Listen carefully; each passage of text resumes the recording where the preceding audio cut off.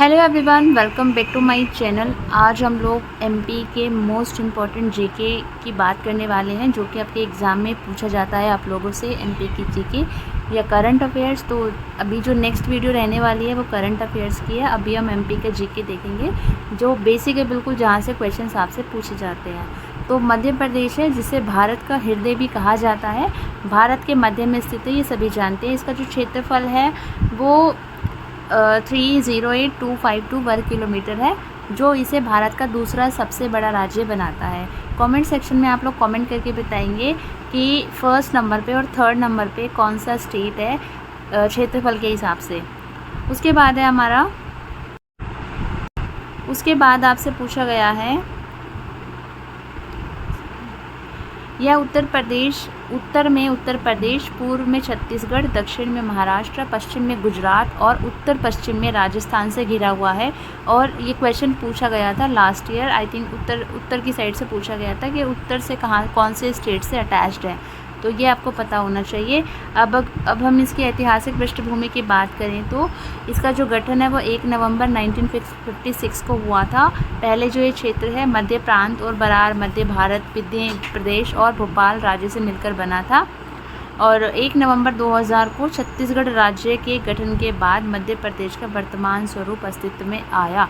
छत्तीसगढ़ से जो है इसको छत्तीसगढ़ राज्य के गठन के बाद जो है इसको ये अलग होकर बना है। ठीक है। प्रशासनिक ढांचा कैसा है इसका, तो राजधानी इसकी भोपाल है, इसकी राजधानी भोपाल है। सबसे बड़ा शहर इंदौर है और सबसे स्वच्छ शहर भारत में भी इंदौर है। और मैं यहाँ विज़िट किया था मैंने, ये सच में बहुत साफ़ सुथरा शहर है। कुल ज़िले 52 हैं और अभी जो नवीनतम ज़िला है वो निवाड़ी है। संभाग यहाँ पर 10 हैं, विकासखंड 313 है, तहसीलें 424 हैं, नगर निगम जो है यहाँ पर 16 है, नगर पालिकाएँ 98 है, नगर परिषद 294 है। ग्रामों की संख्या यहाँ पर है आपके 54903।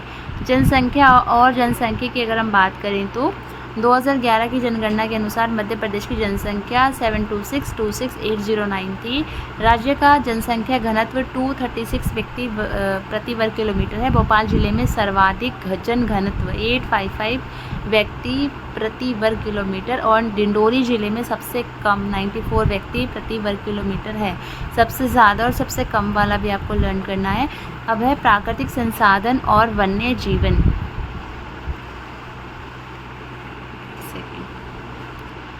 प्राकृतिक संसाधन और वन्य जीवन। मध्य प्रदेश को टाइगर स्टेट के नाम से भी जाना जाता है। यहाँ कई राष्ट्रीय उद्यान और वन्य जीव अभयारण्य हैं, जैसे कान्हा राष्ट्रीय उद्यान, बांधवगढ़ राष्ट्रीय उद्यान। और अभी ये जो है ये बांधवगढ़ राष्ट्रीय उद्यान काफ़ी अभी ये न्यूज़ में भी रहा था। पेंच राष्ट्रीय उद्यान, सतपुड़ा राष्ट्रीय उद्यान। उसके बाद है राज्य का जो राजकीय पशु है वो बारहसिंगा है, जो कान्हा राष्ट्रीय उद्यान में पाया जाता है। तो इस लाइन को आप रट लेना, ये पूछा जाता है। उसके बाद है प्रमुख नदियाँ और जलप्रपात। राज्य की प्रमुख नदियाँ हैं नर्मदा नदी, मध्य प्रदेश की जीवन रेखा। ये क्वेश्चन आया था कि मध्य प्रदेश की जीवन रेखा किस नदी को कहा जाता है, नर्मदा नदी इसका सही आंसर है। और बाकी यहाँ पे जो है ताप्ती नदी है, चंबल नदी है, बेतवा नदी है, सोन नदी है। प्रसिद्ध जलप्रपातों में धुआंधार जबलपुर में है और पंचमढ़ी के जलप्रपात शामिल है। ठीक है। उसके बाद हमारा है सांस्कृतिक विरासत और पर्यटन। मध्य प्रदेश की सांस्कृतिक धरोहर में शामिल है खजुराहो के मंदिर, यूनेस्को विश्व धरोहर स्थल में शामिल है भीमबेटका की गुफाएं, इसको मैं प्रोनाउंस नहीं कर पाती हूँ, प्रागैतिहासिक शैल चित्रों के लिए प्रसिद्ध है ये। सांची स्तूप बौद्ध स्थापत्य का अद्भुत उदाहरण है ये। उज्जैन महाकालेश्वर ज्योतिर्लिंग और कुंभ मेले के लिए प्रसिद्ध है और यहाँ मैं गई भी हूँ। उसके बाद है ग्वालियर का किला, ऐतिहासिक महत्व का किला है, यहाँ भी मैं होके आ चुकी हूँ। उसके बाद है कला, संगीत और उत्सव। राज्य में विभिन्न सांस्कृतिक उत्सव और संगीत समारोह आयोजित किए जाते हैं। तानसेन संगीत समारोह ग्वालियर में आयोजित होता है और कालिदास समारोह उज्जैन में आयोजित होता है। कुमार गंधर्व समारोह देवास में आयोजित होता है। राज्य सरकार द्वारा तुलसी सम्मान और कालिदास सम्मान जैसे पुरस्कार भी प्रदान किए जाते हैं। अर्थव्यवस्था और उद्योग। मध्य प्रदेश की अर्थव्यवस्था कृषि उद्योग और खनिज संसाधनों पर आधारित है। कृषि, गेहूँ, चावल, सोयाबीन, चना और दालें जो है प्रमुख यहाँ की फसलें हैं। खनिज में है जो है कोयला, मैंगनीज, बॉक्साइट, चूना पत्थर और हीरे के भंडार है। पन्ना जिला हीरे की खदानों के लिए प्रसिद्ध है। क्वेश्चन पूछा भी जाता है। उद्योग की बात करें तो इंदौर, भोपाल, ग्वालियर और जबलपुर में विभिन्न उद्योग स्थापित हैं। उसके बाद परिवहन और संचार की अगर हम बात करें तो राज्य में परिवहन और संचार की अच्छी व्यवस्था है। सड़क नेटवर्क कितना है, रेलवे नेटवर्क कितना है। उसके बाद आपका मुख्य रेलवे स्टेशन भोपाल, इंदौर, जबलपुर, ग्वालियर और इसके बाद आपका है हवाई अड्डे भोपाल, इंदौर, ग्वालियर, जबलपुर में स्थित है। इसके बाद की जो वीडियो रहने वाली है वो करंट अफेयर्स की होगी और मैं MCQ कराऊंगी उसमें आप लोगों को। तो इस वाली वीडियो को आपको ज़्यादा से ज़्यादा शेयर करना है, लाइक करना है, क्योंकि इस वीडियो पे ठीक ठाक रिस्पॉन्स आएगा then I will make another video. क्योंकि चीज़ों को एक जगह मर्ज करना, ढूंढना बिल्कुल इंपॉर्टेंट चीज़ें जो आपसे क्वेश्चन में पेपर में पूछी जा सकती हैं, तो उसमें काफ़ी टाइम टेकिंग है, मेहनत भी लगती है और अगर उस मेहनत का फल ना मिले तो फिर दूसरी वीडियो बनाने का मन भी नहीं होता है। तो उसकी भी जो मैंने पूरा वो जो है स्लाइड वगैरह बना ली है। तो अगर आप इस वीडियो को ज़्यादा से ज़्यादा प्यार देंगे अपना तो डेफिनेटली मैं वो दूसरी वीडियो भी जल्दी लेकर आऊँगी। और जो MP के 4 से 5 नंबर आपके करंट अफेयर और GK से बनेंगे ही बनेंगे, आपसे पूछे जाएंगे। तो ये वीडियो आपको कम से कम 7 से 8 बार ज़रूर देखनी है तो ताकि आपको रिवाइज़ हो जाए। उसके बाद है शिक्षा और संस्थान। राज्य में कई प्रमुख शैक्षणिक संस्थान हैं जैसे भारतीय प्रौद्योगिकी संस्थान IIT इंदौर, IIM इंदौर और MANIT भोपाल। इसकी MANIT की फुल फॉर्म भी आपसे पूछी जा सकती है। उसके बाद है आपका राज्य जो विश्वविद्यालय है यहाँ पे बरकतुल्ला विश्वविद्यालय, देवी अहिल्या विश्वविद्यालय, रानी दुर्गावती विश्वविद्यालय आदि। और अभी मैं जब रिसेंटली अभी गई थी इंदौर होकर आई थी तो देवी अहिल्या जो है वहाँ पे एयरपोर्ट भी है।